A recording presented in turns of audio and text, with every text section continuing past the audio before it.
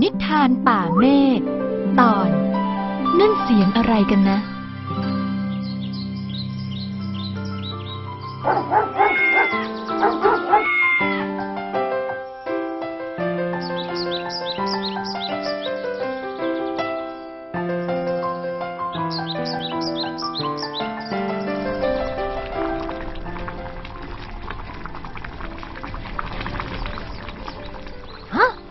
เสียงอะไรเนี่ย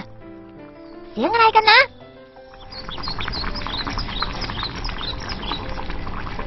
เอ๊ะ ใช่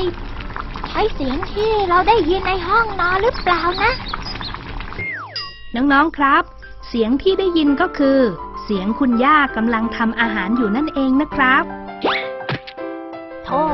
คุณย่ากำลังผัดอาหารอยู่นี่เอง ทำไมล่ะจ๊ะแทนกำลังหาอะไรอยู่เหรอ ฮะ นั่นไงครับแทนกำลังหาที่มาของเสียงที่เพิ่งได้ยินอันเนี้ย เสียงอะไรย่าก็ไม่รู้หรอกนะ ลองไปถามคุณแม่สิ คุณแม่อยู่หลังบ้านแน่ ครับคุณย่า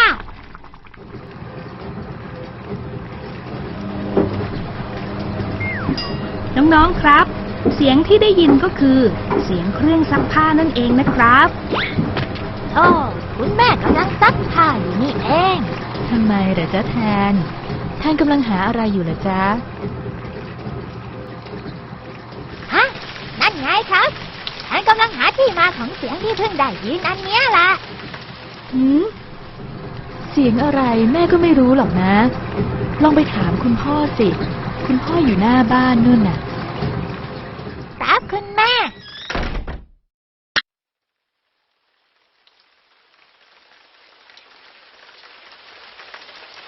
เอ๊ะ ใช่เสียงที่เราได้ยินที่ห้องนอนหรือเปล่านะ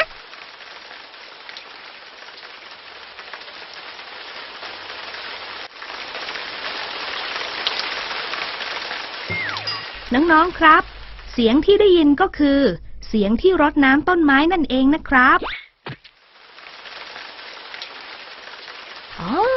คุณพ่อกำลังรดน้ำต้นไม้อยู่นี่เองอะ แทนกำลังหาอะไรอยู่ล่ะลูก ฮะ นั่นไงครับแทนกำลังหาที่มาของเสียงที่เพิ่งได้ยินอันเนี้ยล่ะ เสียงอะไรพ่อก็ไม่รู้หรอกนะ ลองไปถามคุณปู่สิ คุณปู่อยู่ที่ห้องทดลองตั้งแต่เช้าแล้ว ครับคุณพ่อ หน้าห้องทดลองปู่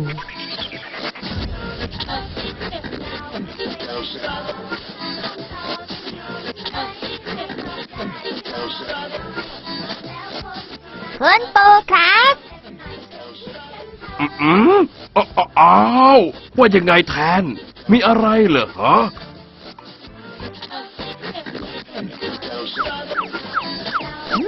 แทนกำลังหาที่มาของเสียงเมื่อตะกี้อะครับ อ๋อ นึกว่าอะไร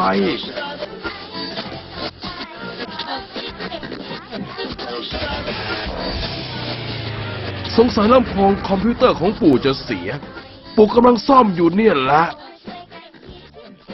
น้องๆครับ น้องๆอย่าเปิดลำโพงดังเกินไปนะครับ เพราะอาจจะเป็นอันตรายต่อหูของเราได้ ลำโพงจะได้ไม่เสียเร็วด้วยนะครับ อ๋อ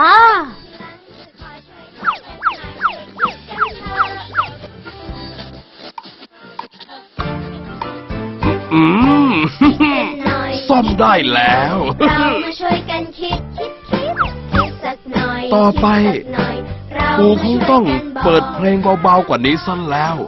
เพราะเปิดดังเกินไปลำโพงจะเสีย มาฟังเพลงกับปู่กัน เพลงน่ะเพราะมากเลยนะ ครับคุณปู่ คิดสักหน่อย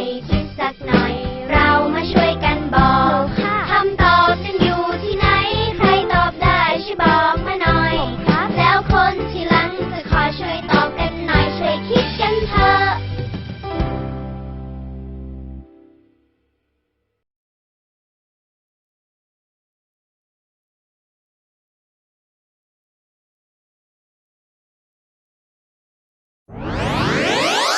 ค